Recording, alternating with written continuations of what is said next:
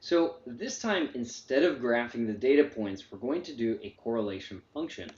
In order to do that, we're going to do this whole equal sign business over here. So what we're going to do this correlation on is based on directivity and see how that relates to all these other weather-related variables. So let me go ahead and actually go down one row. I'm going to name this row as correlation. You know what, I'll give it a little bit of space over there so that we can correctly read correlation. And I'm going to do equals correl, and then it gives me the option of two arrays. Two arrays means two columns worth of data points. So my first array is going to be my directivity, and my next array is going to be my minimum temperature.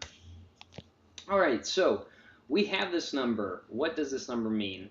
Well, the way correlation works is it's based on a range of values between -1 and 1. The closer this value over here is to -1, that would mean that minimum temperature is inversely correlated to directivity. In other words, as minimum temperature goes up, my directivity goes down.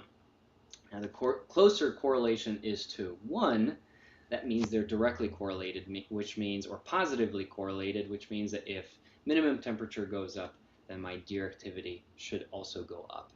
And the closer this number is to 0, that means there is less correlation between two numbers. So if correlation is 0, that means there's actually 0 relationship between these two data points. And 0.55 or 0.56 is a very good correlation. We can also decrease these decimal points if we want down to 2. We really don't need to get as specific as all of those decimal points afterwards. And we're going to want to do this function across all of these. As you may remember, what we want to do is we want to anchor this directivity range over here. So we're going to go ahead and enter a $sign over here, $sign over there. We don't want to do that for the minimum temperature because as we drag this out over here, we want to make sure that this red box moves to the right. So let's hit enter and then drag this out to the right. And look at that, we have all of our correlation numbers here. We have positive values, negative values, values that are just relatively closer to 0. And a really neat way to be able to illustrate all of this is through this conditional formatting over here. And we can go to these icon sets over here with this up, middle, minus, and a down arrow. The minus really serves as a neutral symbol. So now we can kind of have this design aspect here where we can see that minimum temperature has a positive correlation or positive relationship with directivity, and so does dew point and pressure. And the ones that are negatively correlated are visibility, wind speed, humidity, precipitation, and cloud coverage. And the ones that are higher are wind speed and cloud coverage and precipitation. And then the more neutral data points here are maximum and average temperatures. So that's really useful to know. Now what we're going to do is we're going to take this one step further. In order to really understand how much impact each of these variables has on directivity, we really don't want those negative values coming in the way, because what would end up happening is we'd get this really weird graph. Now, let me go ahead and plot this on a bar graph, and you get this. And this isn't very useful. You just have all these ups and downs, and I don't really know how much each of these individual variables is really adding to my correlation. So I'm going to delete that. I'm going to create this R squared row over here. And what R squared does is it quite literally just squares the value in our correlation, so it makes sure that all of these values here are positive. Excel does have an R square function, so if you want to do that, you can. But frankly, I want the easy way out, and I really just want to take this number and then multiply it by the same number. And now we have our squared. Another way to do that is just select this. We have this upwards caret symbol over here, and then press 2, and that does the same exact thing. Unfortunately, that just pushed everything to the right, but no worries over there. We're going to go ahead and format this so we just have only 2 decimal places. We really don't need more than that. Let me go ahead and get this a little bit smaller. I'll apply this conditional formatting as well here because why not? All right, and then I'm going to go ahead and shift all of these down one row and shift R squared down another 2 rows. Add my labels over here. I don't really need deer activity over there actually. So let me go ahead and now graph all of this. I'm going to take this time I'm going to use a bar graph. The neat thing about a bar graph is it really helps you see what magnitudes of how much larger this number is here compared to this number over here. Now in this case, our data is not sorted. We could sort this by value so that we can really just push everything over to the right. The easier way to do that would be to transpose all of this into a column format as such, and then paste it as transpose. Now, the one thing that happened here is this is a formula. As you can see, it's a formula based off of that. So in order to do that, we're first going to copy this and paste it as a value, reduce the decimal points, and then copy and transpose, and then we can start sorting this data by this. We don't have headers over here. We're really just playing around with this here, and then we can do that, and then we can also transpose our minimum and maximum value. All right, and this is our R squared. In fact, we don't even need this row anymore. And then now we have all this sorted, so hopefully this will work. And look at that. So that's absolutely fantastic. We now have all this data sorted. And as you can see, pressure appears to have the greatest relationship to our deer activity, or it has the greatest impact on our deer activity. Then we have dew point, cloud cover. And what this is really useful to use as is when you start looking at your weather forecast for this upcoming weekend or whenever it may be, you can really start placing a heavier weight on variables like, in this case, pressure and dew point versus things like minimum and maximum temperature, which may not really have any sort of impact on your deer activity that you may have thought otherwise. Now, in this case, as I had mentioned before, we're only using 6 days worth of images here, or 6 days worth of data based off of 62 images, so that's really not that much, and I wouldn't put too much weight on this that you see over here. So this is really just to show you how this all works. And of course, the next thing we're going to be doing is we're going to be applying all of this to our time data as well. Before we do that, let's go ahead and save this and select Control S. All right, so with our time data, we're actually going to be doing the same as we have done before.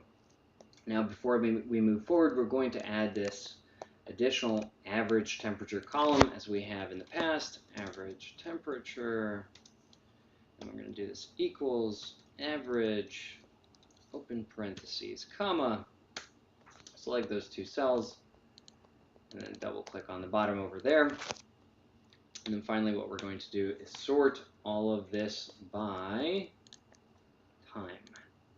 Now in this case my data does have headers. Time, smallest to largest, or earliest to latest. Great. So we're going to be doing this whole correlation function. So we're going to label this over here. And then we're going to do equals correl, open parentheses. Our first array over here is deer activity. And our next array, let's just start it down there. It really doesn't matter, is that one over there. Great, so we have our correlation number. We're going to want to anchor our deer activity column. So let's go ahead and put $signs here. And then we're going to drag this across. Go to home, remove our decimal points, and then do this R squared. And then we're going to square this caret sign, adding a lot of decimal points over there. All right, so let's just remove those decimal points all the way to that first one over there. So I'm just going to zoom out here real quickly. I apologize for all this movement here, but Sometimes Excel can be finicky that way. All right, we're back to 100% zoom mode. We're going to add this conditional formatting over here. So we're going to go to our icon sets and then do that conditional formatting once again. And in fact, what we're going to do is we're going to transpose all of this. So let me copy, and then as you may remember, I'm going to right click here and then select this values. I'm going to control copy, control C, and then select paste, transpose, reduce the decimal points just to keep this all nice and clean. Label this as r squared. And then of course, let's not forget, we're going to want to label each value. So we're going to transpose all of this. Perfect. And then we're going to sort all of this by our r squared. Smallest to largest, largest to smallest. All it really makes a difference on is how our chart is going to present all this data. We're going to go to our bar chart over here. And look at that. This time around, we have a slightly different set of data points that are really impacting our deer activity by time. I would likely put most of my eggs into the daily basket, and the reason being is that the weather data points that we're getting here are really on a daily basis and not on an hourly basis. As well as what we're doing here is we're really, in this time data over here, what we're doing is we're combining multiple days worth of data and funneling it down into 1 day's worth. So you really want to be careful with how you start viewing your hour by hour data when you're combining it all together, because let's say you have a month's worth of deer activity data, weather can change to incredible lengths over that period of a month. So you want to make sure you look out for that and try to keep your ranges when you're looking at an entire day's worth of activity. When you're funneling everything into a time period, try to make sure that your range is just around 5 to 6 days. You don't want to get any more than that. As I had mentioned before, though, I would rather go for my correlation on a daily basis than on an hourly basis. And then what we can do here, though, is we can start comparing our R-square values and seeing how they compare. And then what we may end up seeing is that there is one specific variable that really impacts both of these, our hourly or minute by minute data points and our daily data points. And in this case, in fact, we're seeing quite a few opposites happening over here. So in this case, what I would strongly recommend here is really looking at our daily data points. And as I had mentioned before, we're basing this off of a very small data set here, 62 images over 6 days.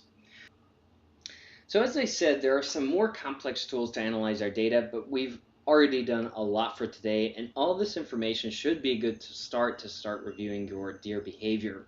I recommend you spend some time with your data because I'm sure you're going to find some really interesting patterns. And with that, I really want to thank you for checking out our video. We'll be back again with a new round of analyses to get even more out of your wildlife footage. Thanks so much, and enjoy your time on Trailcam Data.